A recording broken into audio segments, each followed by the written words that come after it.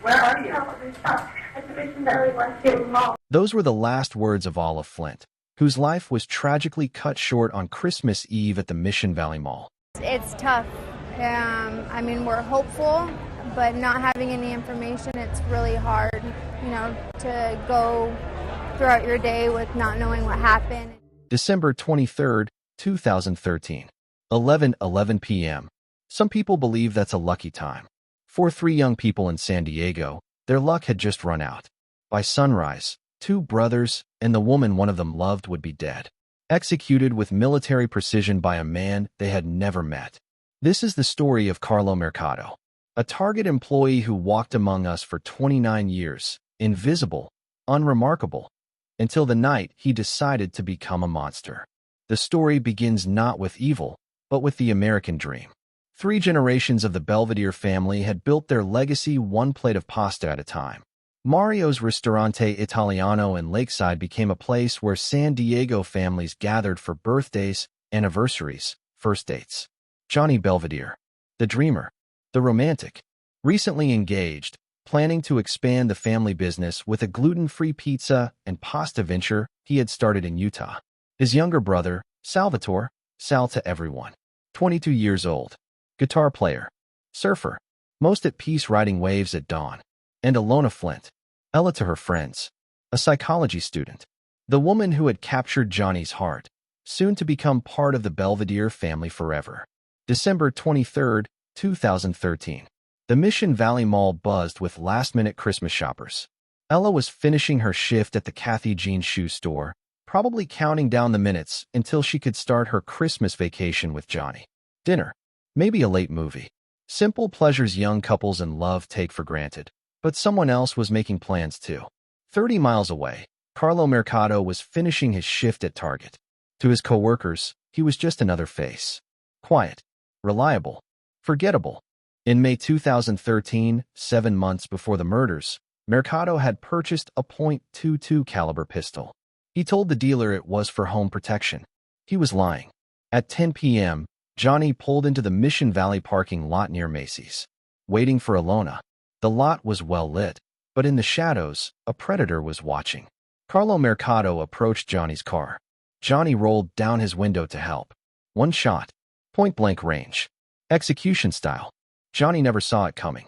Instead of fleeing, Mercado drove the car, with Johnny's body inside, to pick up Ilona. Imagine Ella's confusion when she approached what she thought was her fiancé's car. Excited, ready to share stories about her day.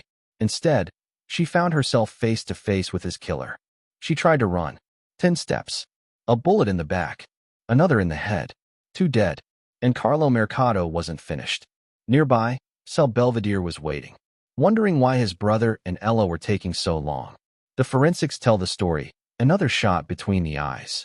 The same cold calculation. The 911 call came at 11:11 p.m.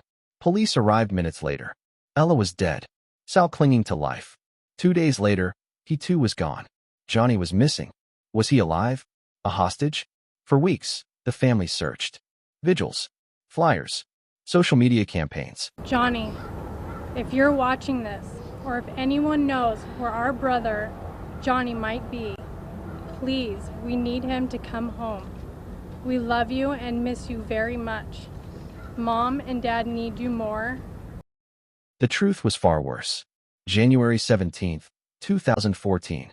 Riverside County. Behind a strip mall, inside the trunk of his Toyota Camry, Johnny's body was found. Shot in the head. Just like Sal and Ella. Detectives knew they were dealing with someone who had planned this. Not a robbery gone wrong.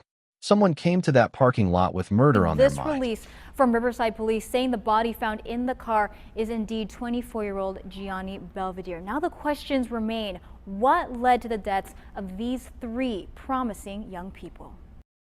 The breakthrough came by chance. January 18th. A border patrol checkpoint near Mexico. A nervous driver. A search. An AR-15 rifle. A .45 caliber handgun. A .22 pistol with a homemade silencer. His name was Carlo Mercado. Ballistics confirmed the weapon matched the crime scene. Carlo Mercado was nobody special. A Target employee. No criminal record. No history of violence. No connection to his victims. Ordinary. Invisible. Until he killed 3 strangers. 29-year-old Carlo Mercado was staying at this home in the Mesa Cove community in Mira Mesa where he was arrested. Knowing that your neighbor may be responsible for killing 3 people. You know, that's frightening. Neighbors saw police activity at the home Friday night. Just knowing someone in here that committed triple murder, it's terrifying, you know? He says Mercado was quiet and stayed to himself. He's really quiet, he just goes in and goes out. When he was finally brought to trial, something strange happened. The quiet Target employee disappeared. In his place, a man who stared at walls, who couldn't hold a conversation. He was diagnosed with schizophrenia, psychosis, catatonic depression, but hidden cameras showed him chatting with other patients, laughing at TV shows. He was manipulating his symptoms, sabotaging progress, avoiding trial. January 12, 2017. After more than 3 years of delays, Carlo Mercado stood before a judge. He spoke one word: guilty. 3 counts of murder. 3 life sentences without parole. But the question remained: why?